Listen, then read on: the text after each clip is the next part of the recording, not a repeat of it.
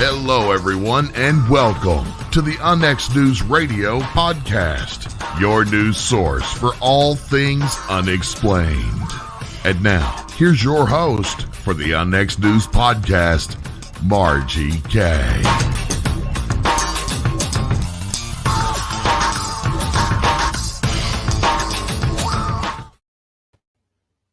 Good evening, everyone.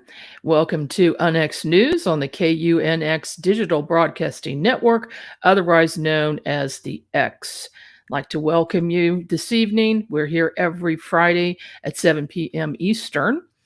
And this evening I have a very special guest, but first I would like to invite you to check out our website at unxnetwork.com because we have a fantastic conference coming up called XCon, with a lot of really, really good speakers, and you don't want to miss that. It is virtual, so you can stay home and attend a conference. This evening, my guest is Kathleen Marden. Kathy is a researcher, author, on-camera expert, conference presenter, experiencer advocate, hypnosis practitioner, and support group facilitator. She is known as one of the leading UFO contact researchers of our time. Since 1990, she has researched the perplexing nature of UFOs and the non-human entities associated with highly advanced aerial vehicles via her own groundbreaking research, investigation, and experimentation. She earned a BA degree in social work and was employed as an educator and education services coordinator while attending graduate school. She is a certified practitioner of regression hypnosis and the quantum healing hypnosis technique. Her interest in UFOs and contact began in 1961 when her aunt and uncle, Betty and Barney Hill, had a close encounter and subsequent abduction in New Hampshire's White Mountains. Welcome to the program, Kathy. Thank you. It's great to be with you, Margie. It's so good to see you again. It's been quite a long time since you've been a guest on my show. Yes. And if I'm not mistaken, it was 2012. Wow. So that has been a while. Yes. But in that time, you have been a very, very busy lady. I have. Yes. And you keep busy, and that's the way you like it. Mm-hmm. So you have a new book out, and I'd like to just get an overview of your new book to start with to make sure we don't miss talking about this. Okay. Well, I thought that it was time to write Forbidden Knowledge. I had hesitated about writing this book, but recently the federal government and representatives from the government have come forward and discussed their interest in UAPs and also in the paranormal phenomena that is related, that is an overlay in contact phenomena. And so I thought, well, I've done that. They are doing that, and I'm very pleased about it. And I don't really care any longer what anyone thinks about what I say or write. I have established my credibility in this field. And so I want to come forward and talk about my own life, my own experiences with ET contact and with the paranormal, and where it was in my life, what all of these experiences caused me to do in my exploration for an answer and a level of understanding of what is actually occurring.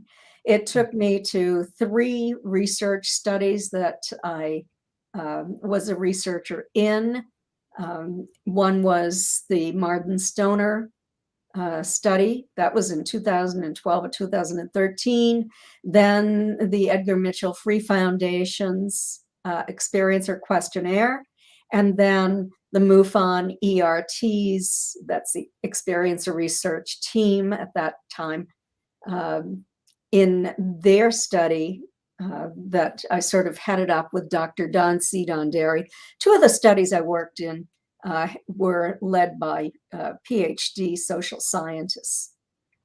So that really gave us an incredible amount of information, and there were open-ended questions too. So I'm talking about this in the book, and then during the second half of the book, I'm talking about some information, a packet of information that I received from the granddaughter of Rear Admiral Herbert Knowles from Maine, who was on NICAP's board of directors, but who worked with Wilbert Smith, a brilliant scientist and the UFO guy from the Canadian government, on a secret study on communication with extraterrestrials. And I had information that was given to me, back in 2010, that I was too embarrassed, you might say, to release at that time. It was simply taboo. But as the years went on and the field grew in its understanding of what is occurring, I thought it was time to introduce all of this information of this relationship with the ETs, of the federal government's involvement in this. It went to Margaret Chase Smith, who was the US Senator from Maine, and to Dwight Eisenhower. And it brought the top brass from Washington, including FBI, CIA, Air Force, and Navy, to Admiral Knowles' home.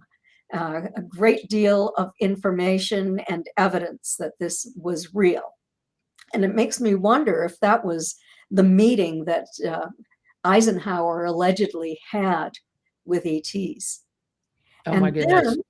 Then, that sort of spurred me on to take part in my own study to attempt to acquire scientific evidence that this communication with extraterrestrials is real. I and a team of researchers met with an individual, Kevin Briggs, over a period of years. We met once a month, and we were invited to ask these ET questions. And so in this book are 120 of our questions and the very specific answers that the ETs gave. We also had the opportunity to meet them. We couldn't see them. We could feel them very strongly in our bodies, and they communicated with us telepathically. We were able to measure their presence by a significant temperature increase in the area of the room where each of them was standing.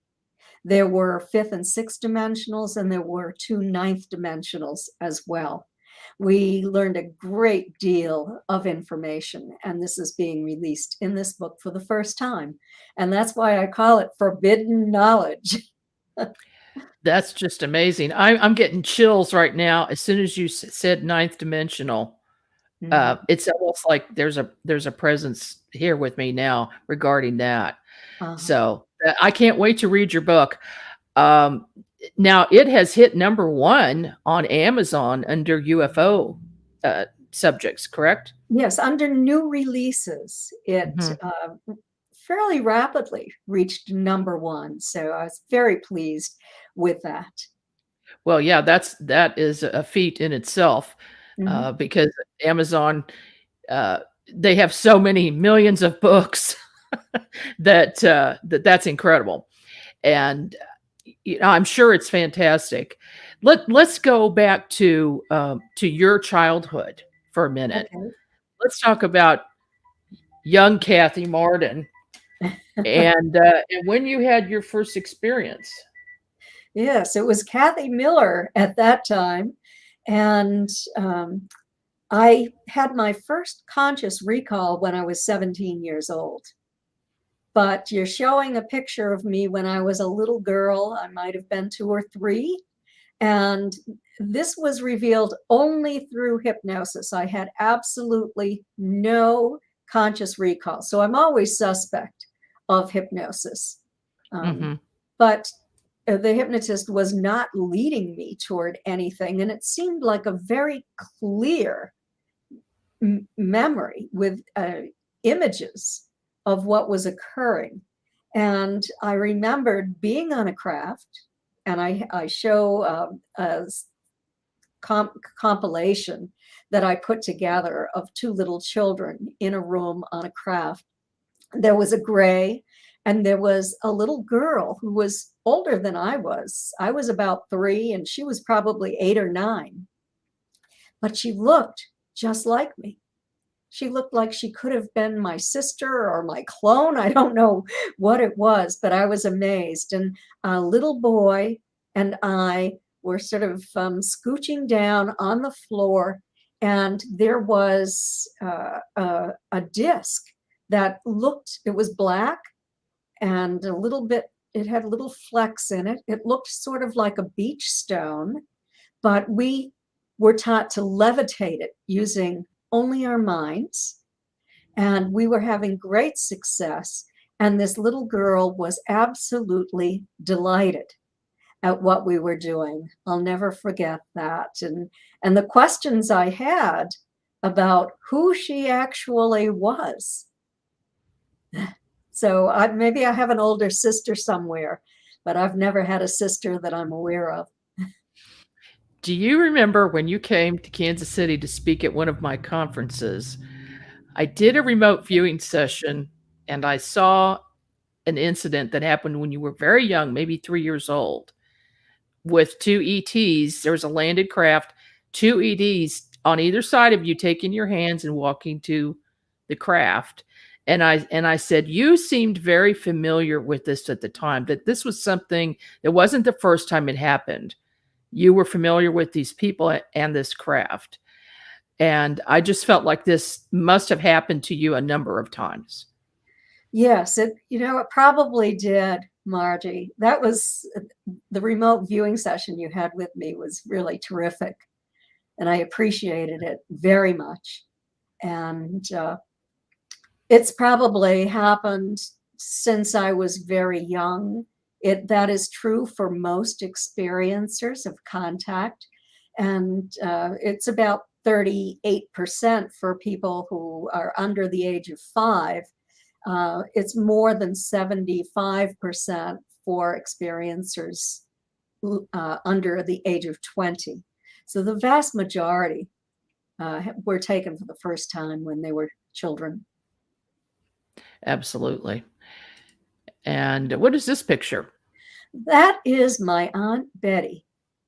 And there I am again. I was about a year old. And now I'm not sure if that's her daughter with her or who that is. I'm quite certain that it's not my mother. My mother's hair was not that black. So I think my mother was probably taking the photograph. And that was Betty's oldest daughter. She was adopted. Yeah.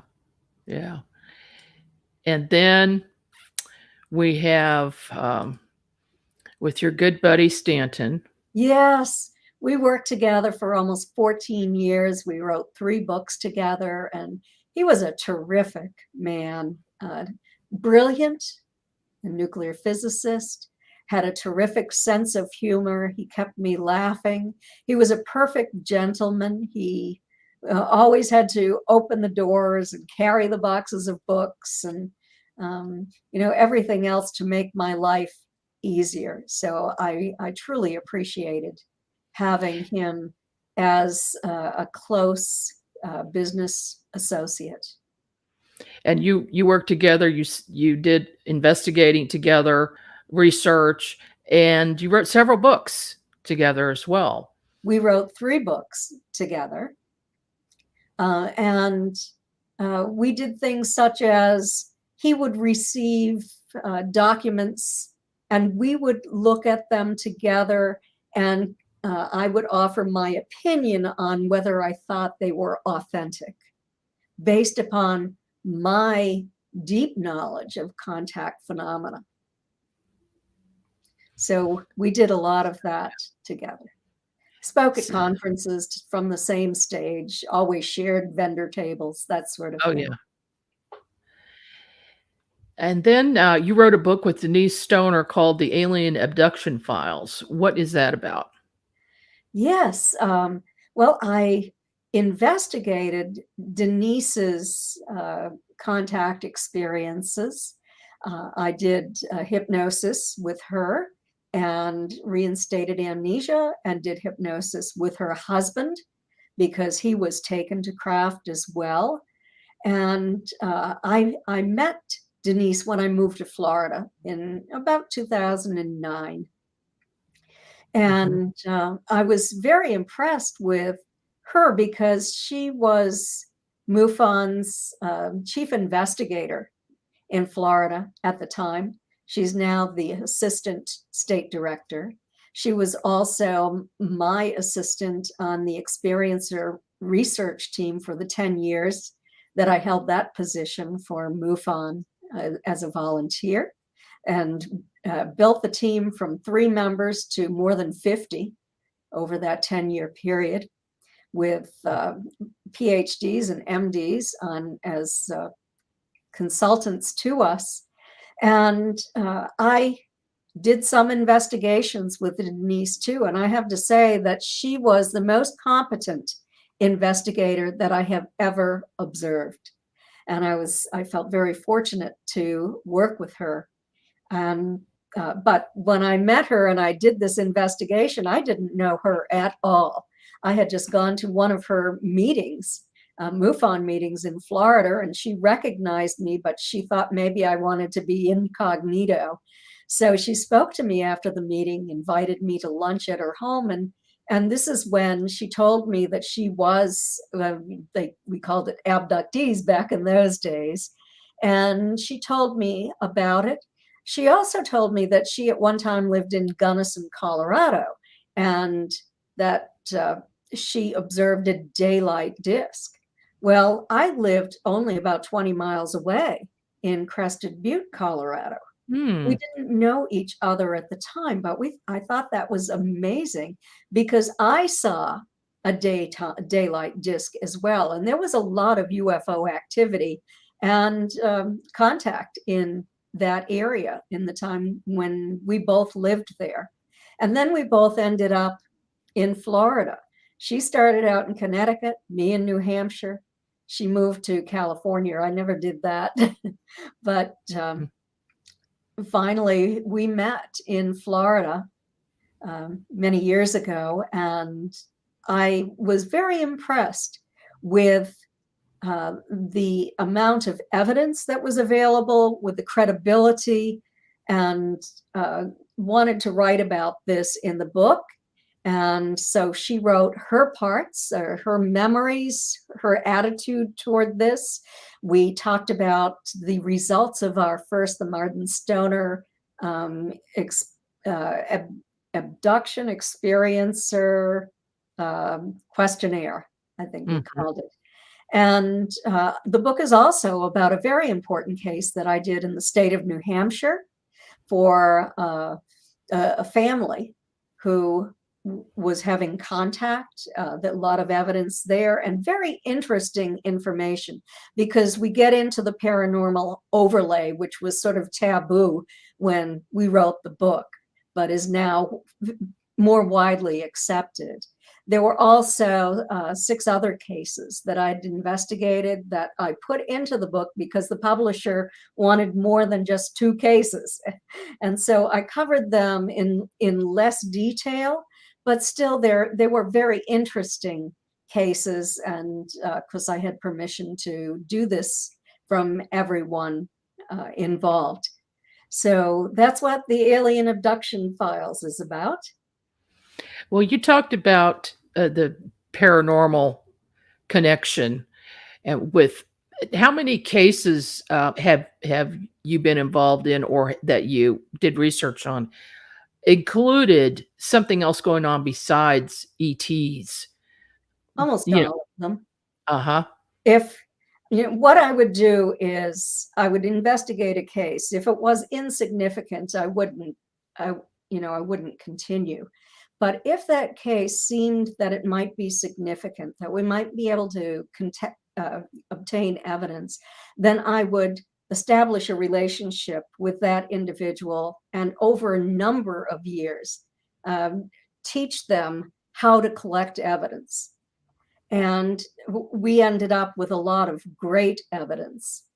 And there was paranormal activity in, I think, all of those cases.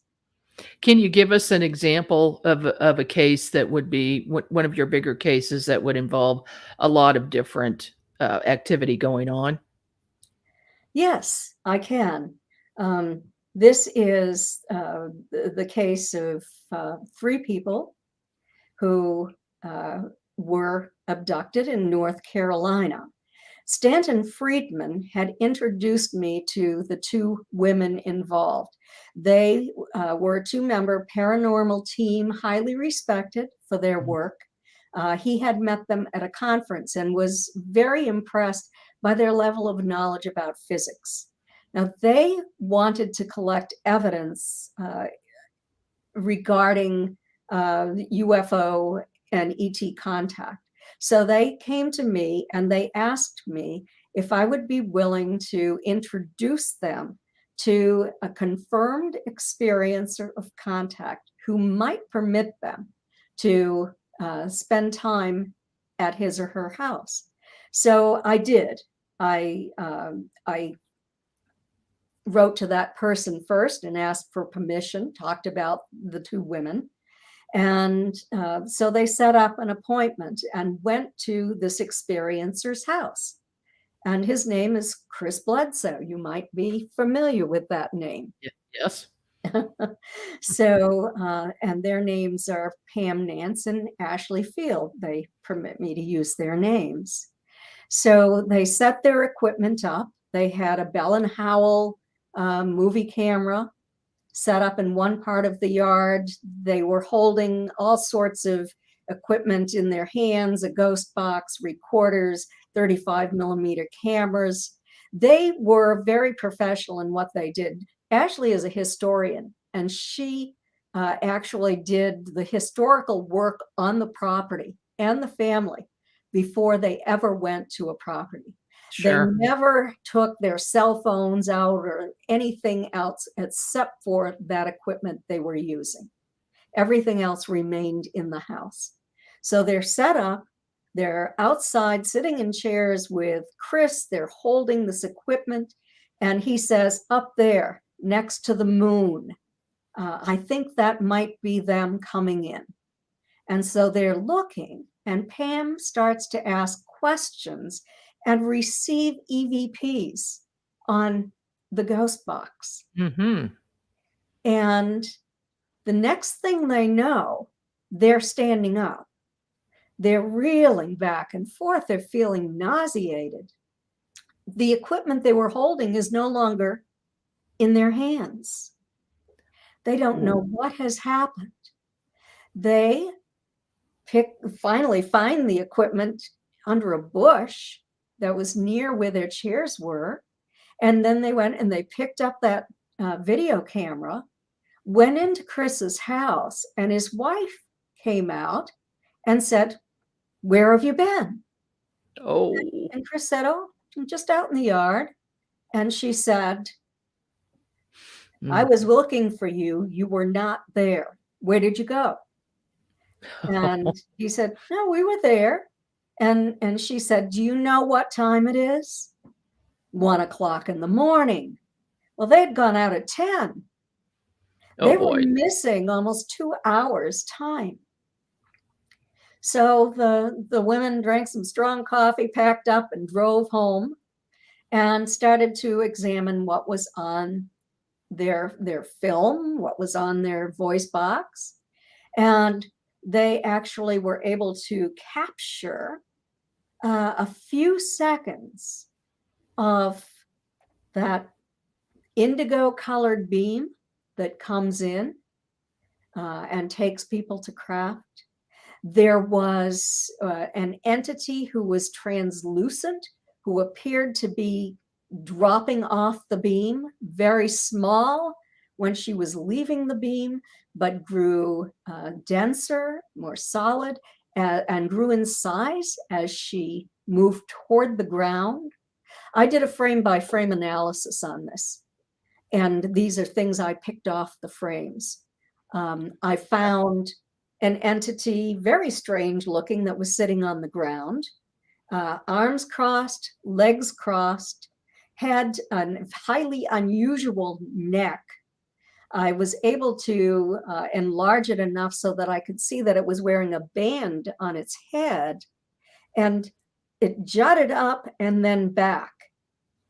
And so it appeared to be some kind of antenna or communication device. I don't know. It appeared to have something on his back.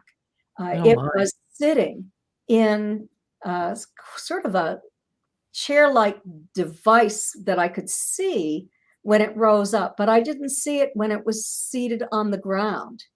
It rose up in blue. On the ground, it was just kind of grayish. It rose up in blue light. And then I could see that it was golden in color. It had a blue light in one hand and a white light in the other. And it just glided in front of the camera, not knowing that it was there. And it was just amazing to me. That sounds amazing. Yes. And then there was another entity that appeared when there was a big flash of light, apparently from the crowd. But this entity was wearing headgear. It looked like it had a human type of face with a chiseled nose.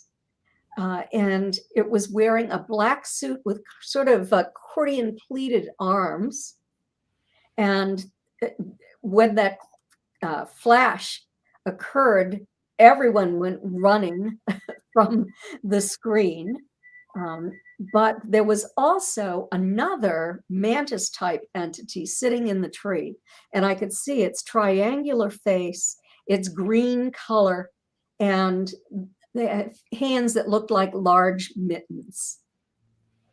So they just brought the whole universe into this one event, it sounds like. Yes, this extreme, it's just extraordinary. I did the hypnosis sessions with the two women separately, and I've interviewed Chris. I'm still waiting to go up there.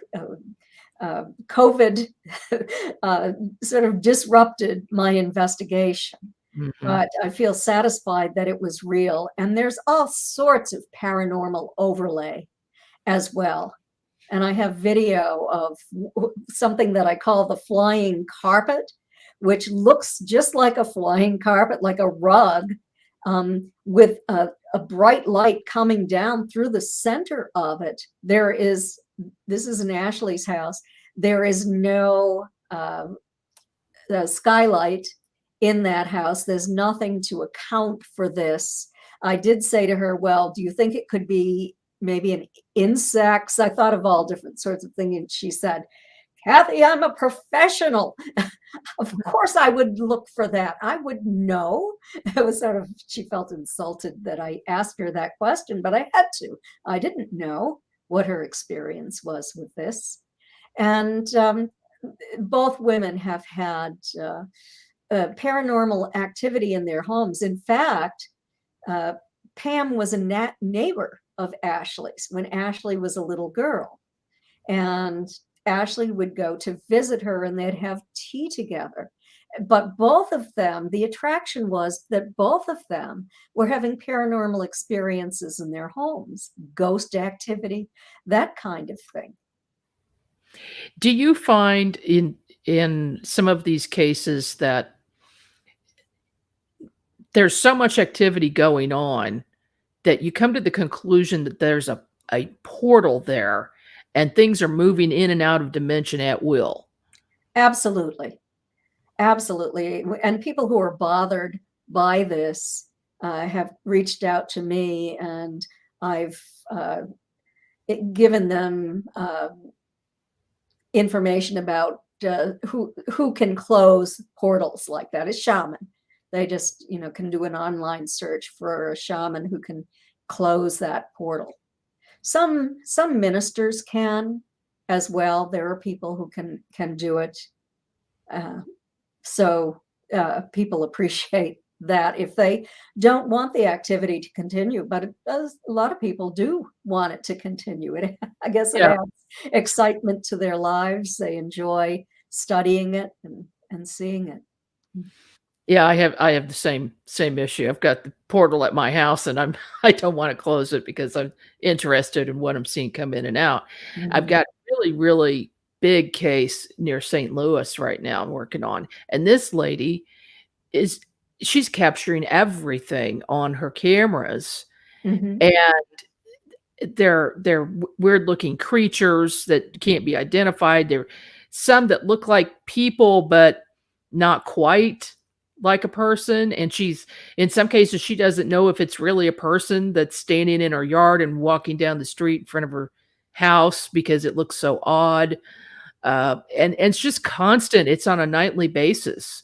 Mhm. Is that, do you find that there are some people that do experience this on a constant basis? Yes, there are. And there are some people who say, oh, I'm having contact every night.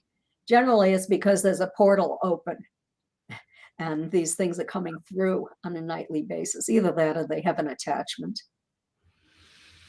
Yes. Well, and it takes a long time to learn all of this. And Yes. I think a person really needs to have about, at least 30 years experience before they learn this and know it, and then being able to share that with other people.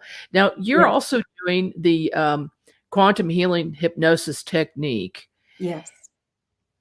and you told me something before the show that besides doing the hypnosis, which we should probably talk about that first. Why don't you explain exactly what that is? Okay. The quantum healing hypnosis technique was developed by the late Dolores Cannon over a 40-year period where she perfected her methodology.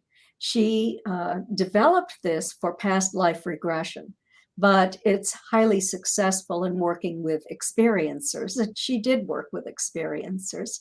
I'm a level 2 practitioner, which means that they say kind of like having a master level.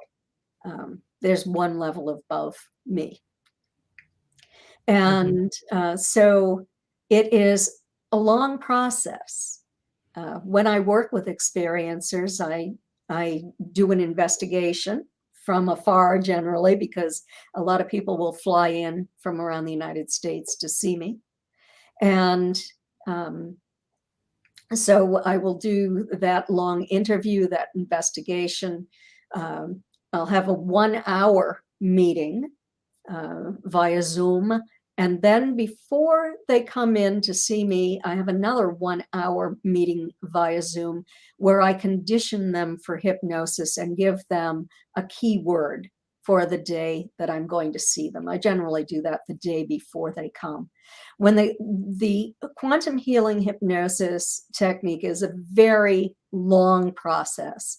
When they come to my office, I spend 3 or 4 hours just talking with them about their life, their family, beginning when they were just young children, and all through their life up until the present time. I talk to them about what they remember regarding their ET contact experiences. I will not let anyone confabulate an event. So I want them to have evidence. I want them to have memories of contact. I do not take anyone who might have had a dream or a suspicion. I want some evidence. And I guess that's because I've been an investigator for so many years, and I've studied hypnosis during one session at one summer at a university. I had a small grant, and I read all of the research studies that I could get my hands on at the university, and then wrote a paper on hypnosis. And in addition to that, I became a hypnotherapist when I lived in New Hampshire. So I had that training before quantum healing hypnosis. So after the 3 hours to 4 hours that a person spends with me just talking, I go over the questions that they have brought, because I'm going to access the higher self or the superconscious and to ask these questions. And the person talks to me in the third person when we reach the higher self. They can obtain the Akashic records in that place. And then most people bring healing requests as well. And so then during that healing process, after the questions are answered, I do a kind of a chakra body scan where I bring divine light and healing into the person's body a little bit at a time. And I ask the higher self to tell me when the healing has been completed in that particular part of the body. And what I have been able to develop through this practice is the ability to channel energy through my crown chakra. I have a very strong tingling sensation. When I do that now, it comes down through my arms, through my hands. I'm drawn sort of to lean over the person who is lying on the bed and to extend my arms, maybe a foot, maybe 2 feet above them. I have my eyes closed while I'm doing this. And, you see me and Calvin Parker there. I worked with him. And so while this is taking place, the person usually tells me they can feel heat coming down toward their body from above. And I'm so pleased that I've been able to facilitate this channeling of healing energy. And people have been healed from cancer, from heart disease, from a brain tumor, from rheumatoid arthritis, from joint pain. One woman was scheduled to have knee replacement surgery and no longer needed it. And after the session, and ended up becoming a practitioner herself after that. So it's a remarkable process, and it's very kind and gentle. When I do the part working with experiencers, I use a forensic methodology. I don't use asking loads of questions, such as I learned when doing past life regression, because I don't want to lead a person to confabulate. With forensic hypnosis, it's the type that was used by law enforcement. It used to be admissible in a court of law, no longer is, since hypnosis fell out of favor with false memory syndrome. But I don't ask specific questions. I give suggestions that if they are about to speak of something that they've seen on television or read somewhere but didn't happen in their memory, they will not be able to speak to me about that. And I will comfort them, give them many suggestions.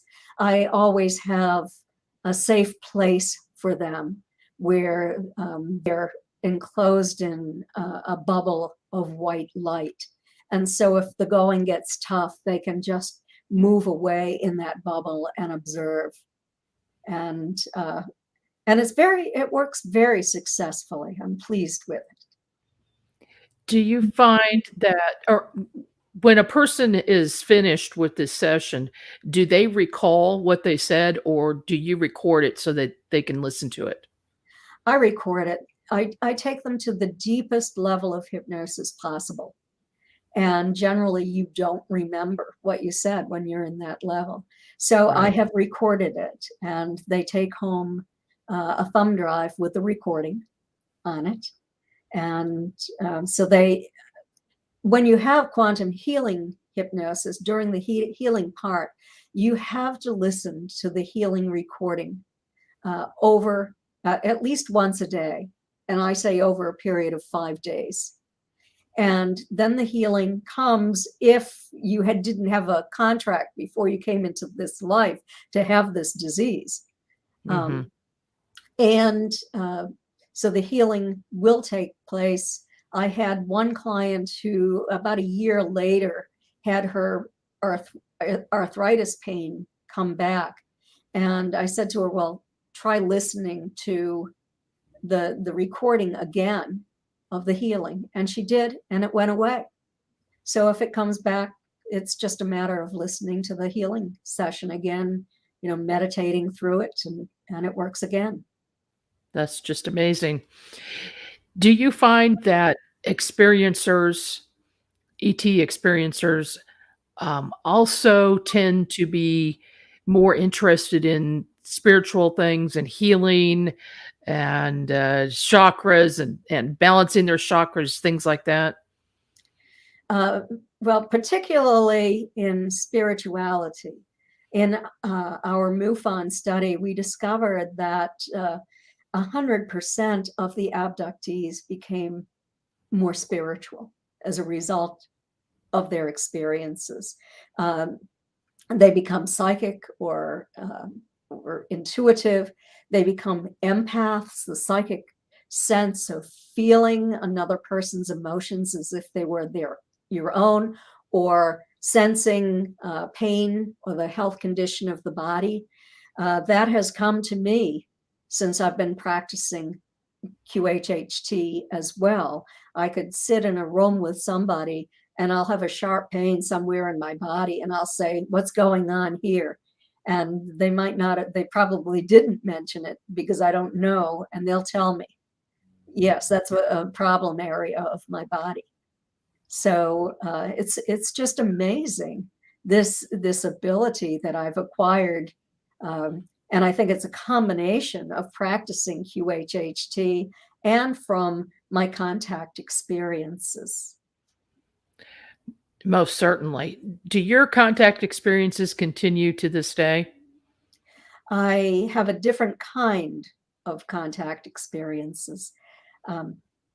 I believe that the last time I was abducted was in 2015. And in 2016, I met the Council of Eight and established a relationship with them. And very kind, benevolent beings, a number of different races of ETs. Mhm. And I believe it's them who come to me now. Occasionally, I can feel the presence, the strong tingling in my body. Sometimes I will receive a telepathic message. I'm generally too busy to do that on a daily or weekly basis just for my own information. But I think that I can, if I were to meditate on it and ask them to come.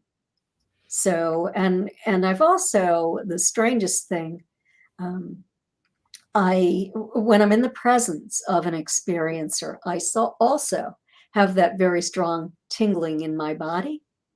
And when I speak with people in consultations, I have that tingling in my crown chakra, the top of my head, when something that they say resonates as the truth. So those are all new things that have happened to me. I love it. I think it's wonderful. It makes me feel good that I can help people this way. I'm so glad that you're on this track. And I've met a lot of people who are, Mhm. and there's something that kind of bothers me a little bit, though. I mean, it's like people are waking up now. It Yes. seems that more people are waking up. Do you feel that way too? Yes, absolutely. So many people have come to me and said, I didn't remember a thing until I was 44, 2 years ago. And then all of a sudden, it all came back to me. And so my support group is that I do with Denise Stoner and a couple from Florida, all experiencers of contact, is Awakening Souls. And we titled it that because it's people waking up, even experiencers of contact who thought they had been abducted for all of these years and felt traumatized and thought they were being used, are waking up and realizing that it wasn't bad after all. They're being healed and being given information, and people are very happy about this. It's so good to see a person realize that their experiences were not negative. Yes. That these are benevolent beings. I'm not saying there aren't any bad ones, but I would say in most cases they're benevolent beings trying to help in some fashion. Yes, absolutely. And there's a lot of information on that in my book. And knowledge. So how can people get a hold of your book? Well, it's available on Amazon as an ebook or as a paperback book. And you can also order an autographed copy from my website at Kathleen-Marden, MARDEN.com through PayPal. Okay. All of my other books are available there too. And you will receive Stanton Friedman's autograph on the books that he and I wrote together. From Beyond. That's nice. Yes. That's great. You have another book called Extraterrestrial Contact, What to Do When You've Been Abducted. Tell us a little bit about that. This is a comprehensive guide to abduction and contact. And so I talk in the book about how to investigate your own experiences, what you need to do, what you need to look for, the kind of equipment you should purchase, and how to use it. I talk about the history of contact, dating back to the contactees from the early 50s, and the controversy, talk about various types of experiences that I have investigated, ranging from highly negative attachments, scratches, burns, those kinds of things, to highly benevolent, where it's almost angelic in a sense. These entities are so kind and healing. And I show an orb that healed one major case the man in one major case that I worked on. He lived in Canada and he had cancer. And I said, ask the ETs for healing. He did. I said I'd do it for him too. I did. An orb came into his room. He caught it on camera. It entered his body and healed him from cancer. Medical doctor has his records, medical doctor who works in the UFO field. And I have some of his records, and a remarkable case, first case that we know of an orb that healed a person who was suffering from cancer. Also, we talk about the paranormal overlay, becoming psychic, changes that take place in a person as from denial to acceptance and everything that happens along the way. How to get rid of them if you don't want them, particularly the negative ones, and what causes negative attachments, and what to expect if you want to go public, if you want to write a book. So a great deal of information. That's great information, because a lot of people need to know these things. Yes. Now, for the people who do have what they think are negative experiences, what's maybe one or two things you might suggest to help them out with that. I have a couple of articles on my website at kathleen-marden.com. It's under essays on contact, and it involves raising your frequency. And you cannot drink alcohol excessively. Studies have shown that if you have more than 2 alcoholic beverages at a time, then it lowers your vibration. Most alcoholics, many people believe, have negative entity attachments. Also, people who are addicted to opioids, people who have clinical depression, people who are in pain. These entities feed off fear, off pain, off suffering, and grow through this. They make people sick if they're not already sick, and sicker and sicker. And it's really important to take steps to get rid of them. So go to my website. You can read the meditation that you should do to do this, or you can go to YouTube. There are loads of guided meditations there with vibration raising music to go along with it. Do it every day. I tell people to do this chakra meditation and ground themselves to the earth in the morning, and when they go to bed at night, to put this bubble of divine light around them to protect them through the night. And of course, if you have blockages in your chakras, it's very important to remove those as well. So there's a lot of information there on my website. We've got a couple minutes left. In that time, can you give people who have never had an experience and who want to have an ET contact experience with benevolent extraterrestrials, what would you say to them? I would say be careful what you wish for. If there are people who are having benevolent contact and they're leading CE5 contact groups, then you're probably going to be safe with them because they know the protocol, they know the protection. You need protection. Don't go out there unprotected, because there are negative entities in our environments and they're just looking for someone to feed from. And I've known people who have just longed for ET contact. They've ended up with reptilians and having negative experiences with these draconian reptilians.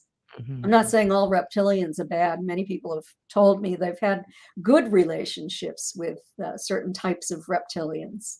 But there is a type that I've never heard a good word about, and I've heard a lot of awful things about. In fact, when I was listening to one, I picked up one of these attachments because it lowered. I was horrified. I was in terror. And it just came in and attached to me. And then I had to get rid of it. So yeah, they're a lower vibration. Yes.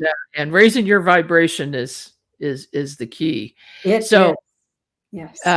Your website is Kathleen-Marden.com, and you've got some good information on that site, a lot of good information on that site. And then the book, of course, the most recent book is Forbidden Knowledge, A Personal Journey from Alien Abduction to Spiritual Transformation. Thank you so much for being on the program with me. It was so good to see you again, Kathy. Great to see you too, Margie, and I enjoyed our conversation. Well, me too, very much. And we will be in touch. Okay. Thank you so much. This is Margie Kay, and we are here every Friday night at 6 p.m. Central, 7 p.m. Eastern Time. So I hope you will join me again on the next show, Next News. See you next time. You've been listening to the UNX News Podcast with Margie Kay. Any rebroadcast or duplication of this program or its content without express written permission from UNX Media or Margie Kay herself is strictly prohibited. The UNX News Podcast, in direct cooperation with the internet website unxmedia.com.